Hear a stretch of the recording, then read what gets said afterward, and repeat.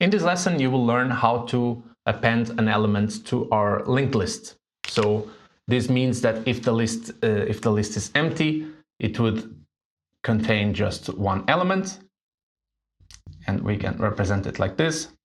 Here, let's say number 2. So this would be a list with one element, and if we want to append another element, this would of course not be null anymore. This would be another element, let's say number 3, and now this will be the null. And then you can represent the null however you want, because it's quite obvious that it's the last one. So you will find in the literature different representations of a null, and usually I write it like this, but you can write it however you want as long as it's understandable. So this is our function, which is a fundamental function because of course we need to be able to read our data into our list. The list will be our container. So we can write our function, we can call it list append.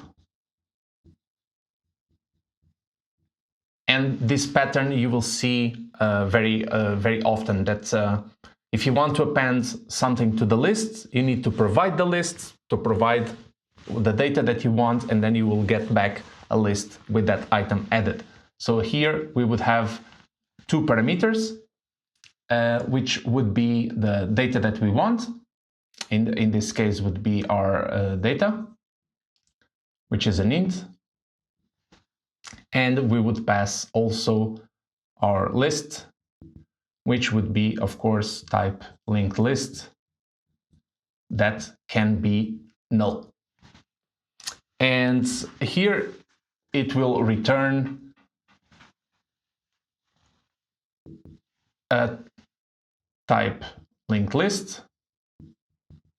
And in this case, for sure, it will not be nullable. So we will not add the question mark here, because if we append to an empty list, the result will be a non-empty list. So we can guarantee already at the at the compilation level that the list that we return will not be empty.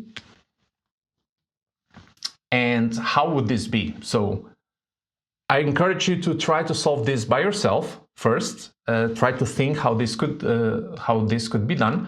It's very educational for you to practice your brain to solve these problems. And if you want, you can pause this video and then come back after you thought about it for a while, and then you can see the solution. Otherwise, you look at the solution, you might think, oh yes, it's quite obvious, I would be able to do it.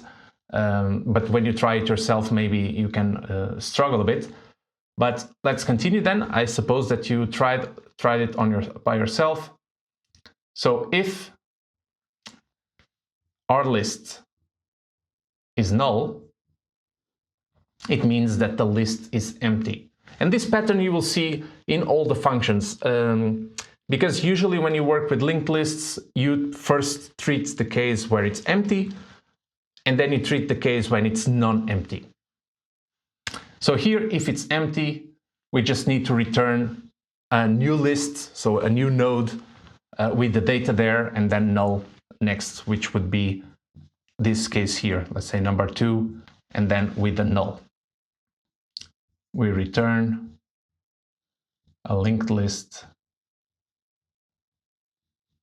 where we pass our data, and this data, of course, is this data that comes here, and then null. I'm writing it like this, a bit compressed, because I'm writing on the glass, but of course, when we write on the computer, I would not put the parentheses here. Everything would be formatted properly, but this, for the sake of space, I'm writing it like this. And otherwise, if we don't have, if it's not an empty list, then this pattern will be usually the same. So you will find this a recurring pattern of how to deal with moving through the list, and I will erase this and put this up so that you can see a bit better.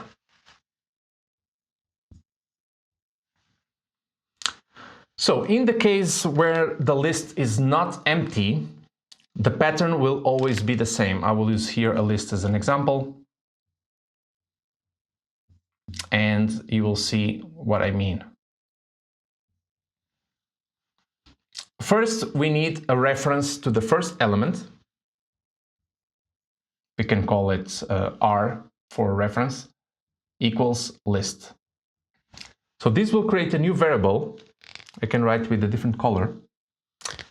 So this will create a new variable pointing here. And then while this r.next, because the goal is to reach the end. So not really the end here, but this node here. So we need to move here and move here. And then from here, we will create a new node.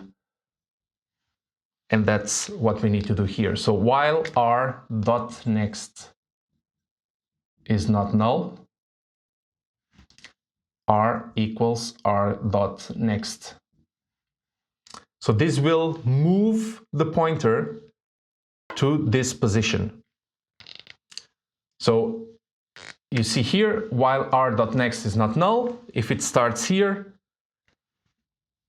r.next is not null because it's pointing here, then it does r equals r.next. So r starts pointing, moves to point to this one, and then it loops again here and tests again.